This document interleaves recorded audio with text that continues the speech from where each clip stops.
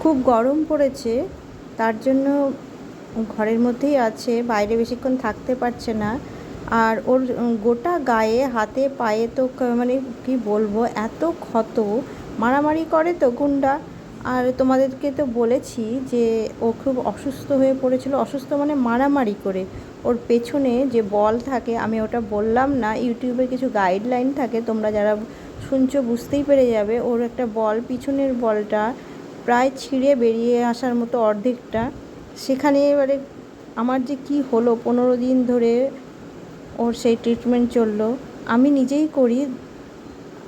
সেই জন্য ওর গোটা গায়ে হাতে পায়ে গরমের মধ্যে যে স্নান করাবো সেটাও হচ্ছে না। তবে ওকে টক দই ঘোল বানিয়ে ঘোল করে খেতে দিচ্ছি। খাবার তো ভিটামিন দিতেই হচ্ছে ওকে, দুধ সকালবেলায়।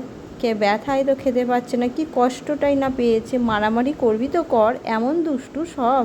হাতে পায়ে ঘাড়ে কামড়ায় তাও ঠিক আছে, ওই জায়গাটা কত সেন্সিটিভ জায়গা, মানে কি বলবো। এখন তাও আস্ত আছে, আমি ফটোটাও শেয়ার করতে পারলাম না, নাহলে তোমাদেরকে দেখাতাম। কি সাংঘাতিক পরিস্থিতি, ইউটিউবের গাইডলাইনের জন্য আমি দেখাতে পারলাম না।